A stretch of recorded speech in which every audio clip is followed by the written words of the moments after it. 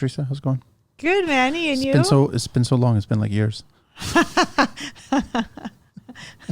How are you keeping? I'm good. No, I'm good. I'm excited about this show. Last show was really good. It was, we had such a cross difference between what was going on there. I liked all the callers there and what they were sharing, which is really good. So I think we're doing a good thing. We're educating people and we're letting people know where they can find little bits of happiness here and there in their lives. Which is great. Yeah. I mean, and that's where the individual stories are great, because everybody has their own version of life, right? Where we all have the stuff that we're going through, all of us, right? But how do we still find happiness in all of that? And so we hope that through the individual stories, that something will resonate with one of you because of, something that you're going through, or there's a commonality, or it touches you in a certain way, that, the variety of guests that we have on and their different backgrounds and realizations and learnings that they've had will somehow connect with people, on their individual level. I think it is. I totally think it is. And I think there's a lot more common than not. I think a lot of people realize that they're not alone, even though that they're going through their own situations in their lives. And they may feel, myself included, that you're all by yourself. But you're not. It's not saying that what they did work for them will work for you. But if you can get some insight from what you've shared, Teresa, on the show, and what our guests have shared, which I'm totally appreciative of what they've shared. They've shared so much. They've opened up a lot more than I ever thought that they would, because it's not the easiest to share this way. How many shows now we've done? 6, 7? I think this is our 7th. This is our 7th or 6th? I don't know. Something like that. So, and we've had 2 or 3 guests on each show, which is great. And now it's just starting to build up quite a bit of library of people and their experiences of what they've gone through. And human beings, we go through the same things. We just go through the same things. At different times. Yeah. I agree. There's all those, and the different low points too, right? That one of our guests on the last show shared how it was a death, right? So it could be a death, a loss, an accident, an illness, those crossroad moments that make us take a step back and reevaluate our life. COVID was that. So it's important that when those moments happen, that we go inward instead of going outward. And we start, for me, it was the milestone of turning 40 that had me taking a step back and reevaluating and asking some important questions of my life, which was, am I happy? Am I happy living the life I'm living? Can I imagine living the same life for the next 40 years? Is this all there is to life, which is what one of our guests shared? Is this all there, that you get up, you go to work, you come home, eat, sleep, repeat over and over? That many people, many of us are living on autopilot, just going through life with life happening to us instead of us doing life consciously and present in every moment. Why is it a milestone of 40, 50, 60, 100 years ago, you wouldn't be living like, life expectancy? I think that we take our time for granted quite a bit these days. We don't realize it. And you know what? Daniel mentioned it. He mentioned that we really don't know how much longer we're going to be here for. So like, wake up and cherish the one day that you have today. Simple as that. So I don't think you, hopefully the younger listeners, and it's unfortunate because I went through that as well too, where it's like you wake up, and I remember in my 20s, you start questioning, okay, well, where am I going to head? Where am I going to go? What's going to experience, right? So but then you go through life, and I think in your 20s, you become extremely reactive, and then you react poorly. You make really bad decisions. You know what I mean? Like, something could happen in your life. I'm not saying an extreme. I'm just saying generally in life, it could be a failed relationship. It could be a failed friendship.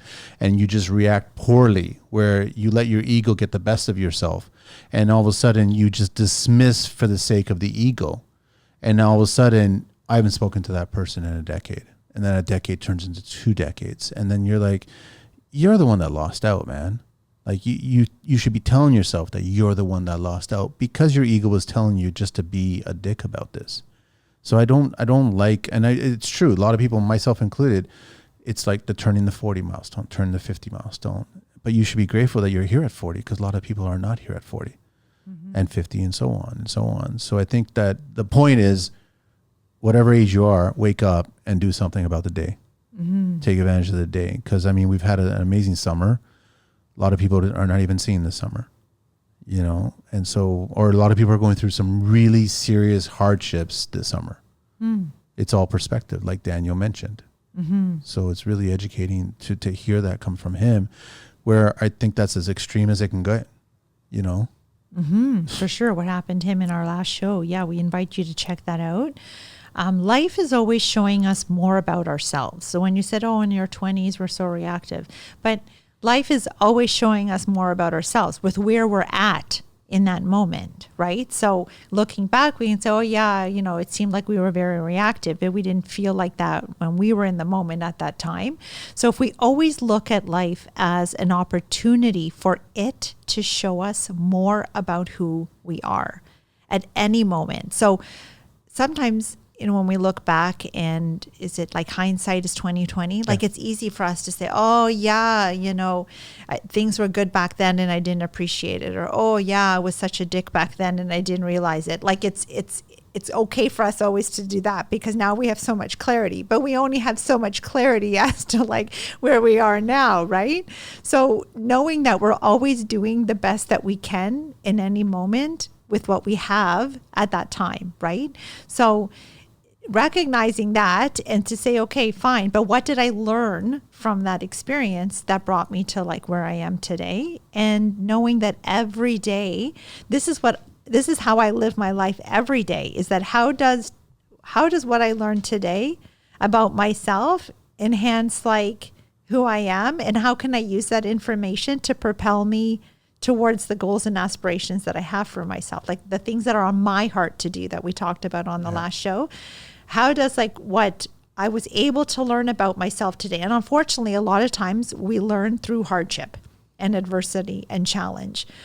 I hate that. I wish we didn't have to learn through that, but it seems like it hurts, right? Those learning moments really hurt.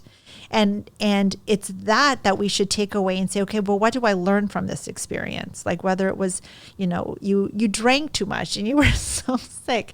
It's like with my kids, it's like, okay, that's fine, you did that, but what did you learn from it?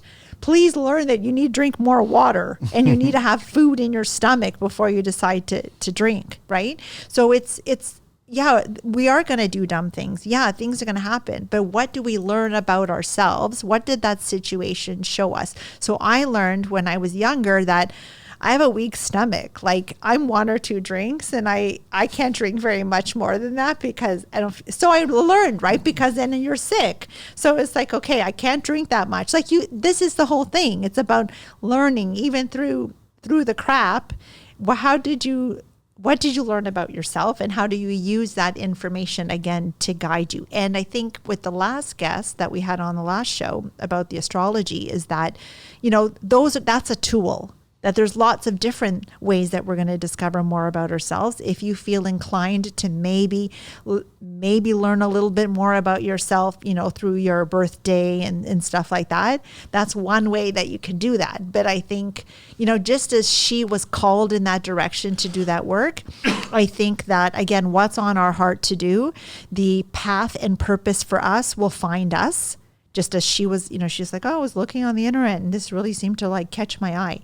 I think that the universe provides us those signs and symbols that guide us in the direction that we're supposed to go in. And we just have to be open and receptive, that to say the work that I do is not the work that other people do. Yeah. And I appreciate everybody's work, because I'm like, thank God that you're a border person and you do landscaping and you do like, thank goodness that everybody's doing the work that they're doing. Otherwise this planet wouldn't move forward. But I think that what we're supposed to do, so Rumi said, what you're seeking is also seeking you. Yeah. So it's going to find you one way or another. It's going to find you. And just, you know, to pick up on something else that you said about like divine timing, you were saying in the other show that, you know, I think, you know, and I don't know if I've shared this on this show, but I feel like there's an invisible spider web that is connecting all of us in this spider web. We just can't see the web, right? And that in the right divine timing, those connections come forward. As you said, you think we probably did. And now we've come together at this time to do this work together. And so I think that that's true. So I think that in the right timing for you, what is supposed to find you on your path will find you. That, you just have to be open to the signs and I totally signals. believe that. I got off of Wi-Fi. Now it's ringing. Benny? Pat. There you go. I'm in a better spot. Okay, you can hear me okay? I'm just trying to get you off my Bluetooth, though. Okay. Bluetooth. See, I got off of Wi-Fi. I got away from SOS, and now I'm on light with 1 bar. Benny, can you hear me now? I can totally hear you if you can hear me. Can you hear me? Yeah. Pat, how's everything, man? Not bad, you? I'm good. I want to introduce you to my co-host on this show, Teresa. She's on the other side of the table where you guys normally sit. Hi. Hey, Teresa, how's it going? Great. Thank you so much for being on the show today. Oh, no problem. I know you got a busy day. I know it's a service day for you, and you enjoy service days. Well, actually, when you were trying to call me earlier, I was working on the escarpment. I was working over at a house on the escarpment, and I just happened to be leaving the job. Mm-hmm. And anybody know that if you're on the escarpment and you have Rogers, well, Rogers doesn't work anywhere, basically. Well, thank you for making the time. We won't keep you too long, but I just wanted to connect with you because Teresa and I have been doing this show called Building Joy under the TCL banner, and it's just talking about what little things that you do that create happiness in your life and what you're appreciating as you get older, I guess, and as you start experiencing different moments in life, and what we can share to younger people or anybody else that's listening on the show. So that's what this show is all about. Okay. Is there anything that you can share with us? I know that you love going because your daughter, right, with the horses. Yeah. So it used to be when you get me about 10, 15 years ago, I was very focused on my company. I was very focused on, and I pissed off a lot of my family because I chose my company a lot over my family. I miss my kids growing up a lot, but you get me today, I gotta be honest with you, man. I'm a dad first, and I used to say I was always an electrician first. Now I'm a dad first, and the company comes whatever. Work is work. It's whenever it comes, but there's certain things I enjoy more than I enjoy going to work now, like hanging out with my daughter. Just going, she shows horses and, go hang out with her. My other daughter likes to go hiking, so if she wants to go for a hike, we'll go for a hike. But, and I try to focus on my health a lot. All my extracurricular stuff is I play squash, I go rock climbing, just try to not kill myself. When did you decide to make that change where work became second or third or fourth or even down the line versus family? When did you decide on that? You're going to laugh when I tell you when. No. It was on that Generator podcast. Really? Yeah, when you were talking about, you actually mentioned something about Carlos said something on that podcast, and you said, if you re-listen to that, you said you can't have too much family, like too much work-life balance.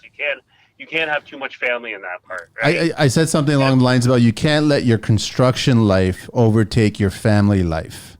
Yeah, and it was just when you said that, I was sitting there and I was just if you actually watch me on the podcast, you can see I was thinking a lot there, and I was just that's true. That's true.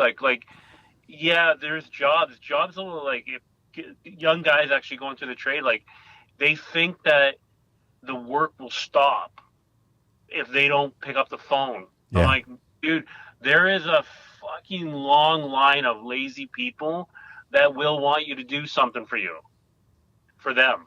It's true. And I'm they will not stop calling you. So don't worry about that. But you know what? You cannot, time is so linear. You can't take back, you won't get back that 5-year-old, when your kid's 5 years old, and they need you to teach them how to ride a bike or something like that, you won't get that back. No. 100% you won't get that back. No. So if you're at a job, you're choosing on a job over all that, and you know what? Sadly, I did. So.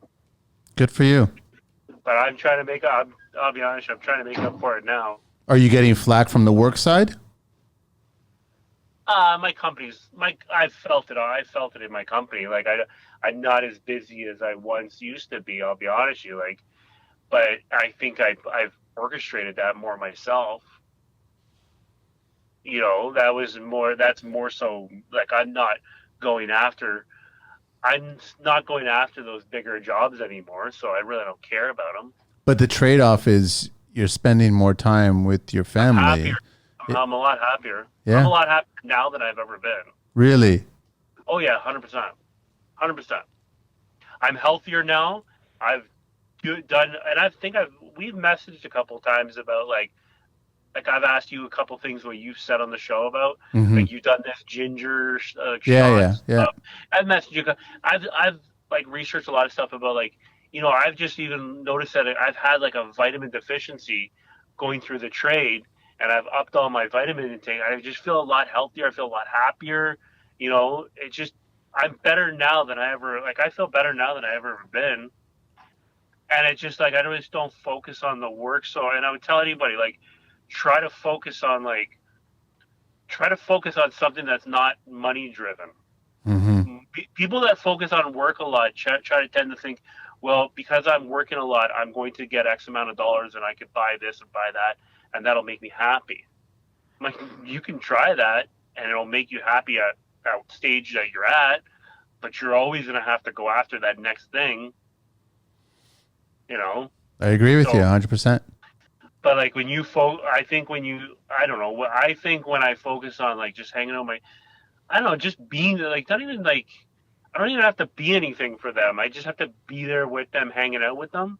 Like if I go to I just took a week off and I was in Carp, Ontario at my daughter's horse show Yeah. and just like hanging out with her, being there. Sometimes she's like off doing her own thing at the show. Then sometimes, we hang out together. It's just like, but it's just the fact that I'm there is, I'm hoping that one day she remembers that, and I will. I know I will. Feeling the weight of the world on your shoulders? You're not alone. Working in the trades can be tough, long hours, physical demands, and the constant pressure can take a toll on your mental and emotional well-being. It's time to invest in you. Steps to Happiness Coaching offers personalized support to help you manage stress and improve work-life balance, build resilience and overcome challenges, enhance your relationships on and off the job site, and find purpose and satisfaction in your work. Life coach Teresa Greco understands the unique pressures of your world. You'll learn practical tools and strategies to unlock your inner joy. Let her help you build a stronger, happier you. So don't let stress hold you back. Schedule a free consultation today. You deserve to be happy because life is too short to be anything but. Check out Steps to Happiness Coaching at TeresaGreco.ca or email Teresa at StepstoTrueHappiness@gmail.com or connect with her on IG at TeresaGreco_Steps to Happiness or Facebook Steps to Happiness with Teresa Greco. This message is proudly supported by the Construction Life. Totally, she will. And I also thought it was kind of funny that you were sharing a post where, was it a trailer, someone's plug or some generator? Oh, yeah. Like usually when I'm at these shows too, a lot of people know that I'm an electrician, and it's like there was one guy's trailer. It was his plug was shorting out, so I helped him fix that. And then I just help people fix stuff on their trailers, and I do that more so because I'm kind of hoping my daughter's name gets around that way around the circuit, and it helps her out. Yeah. But I don't be honest with you. When I'm doing stuff at the shows, I'm usually doing it for free, anyways. Mm-hmm. So I'm just there to help them. So I wanted to ask you. I wanted to ask you, when you're there and you're spending time with your family now, are you totally present, like in that moment, or are you there like distracted with your phone and thinking about like the work that you have to do or what you have to do like upcoming, or are you enjoying the present moment when you are having fun?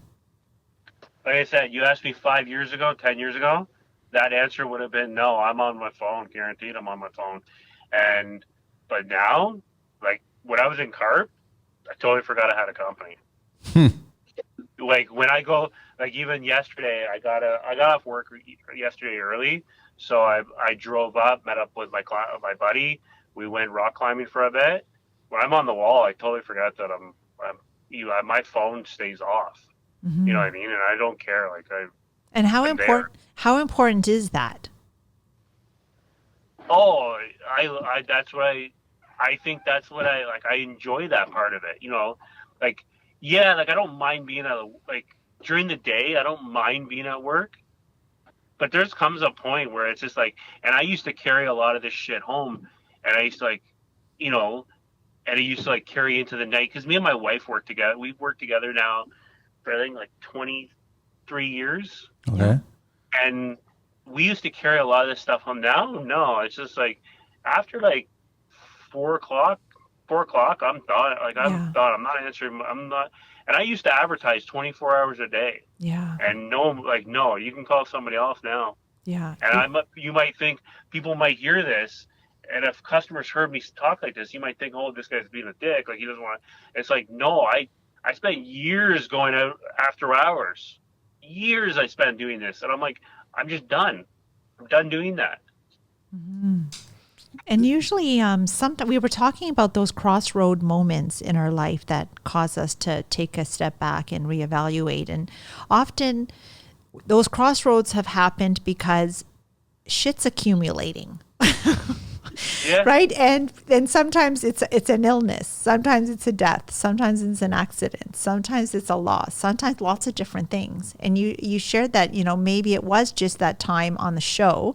But I think Manny probably said something that struck a chord with you because things were already like accumulating. They were already mounting to a certain point. And then he said that and you're like, oh, I'm going to swear again now, just like, fuck it. You can swear all I the need time. to make a change. I need to make a change. Oh, you swear as much as you want. And so would you say that was kind of it, that things had been mounting prior to him saying that made you say, you know what, I need to do something?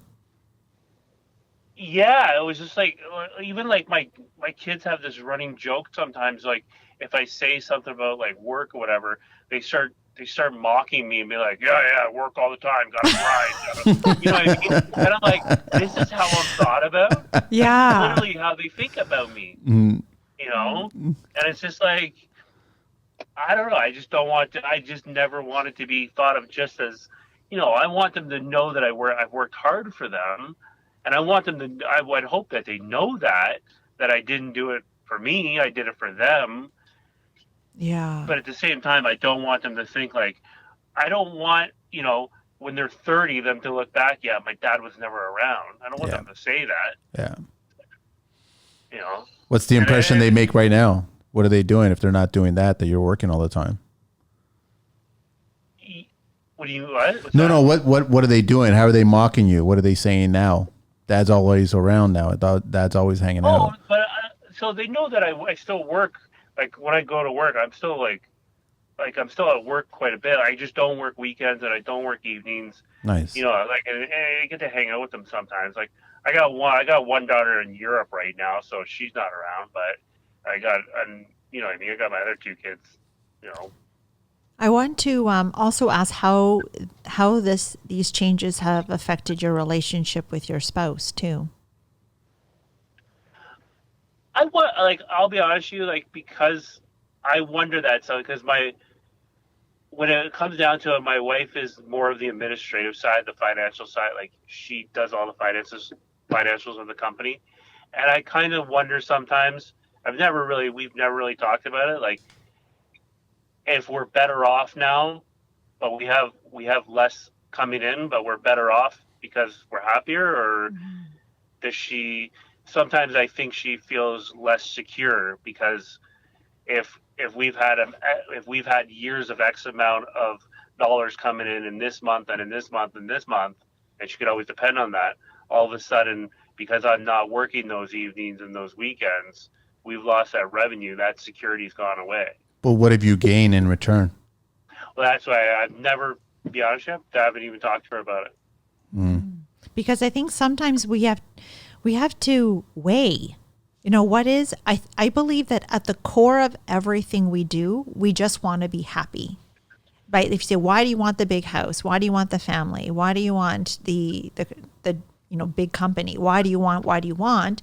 And when you drill down, you get to, well, I just want to be happy. And we believe that in the having of things that we want, that we'll be happy. And so I feel like we get to a point that we weigh, our happiness with our struggles, with our sacrifices that we're making to achieve that happiness. And so if you had to weigh your happiness and, that's security, which would be more important for you? Like after your needs are met, right? After our basic needs are met, like, you have food, you have shelter, like all these things. But after that, what's more important? I guess because I'm a trades guy, I've never really cared about security. And any trades guy out there that knows his worth, he probably does. They probably don't care about the security in life. No.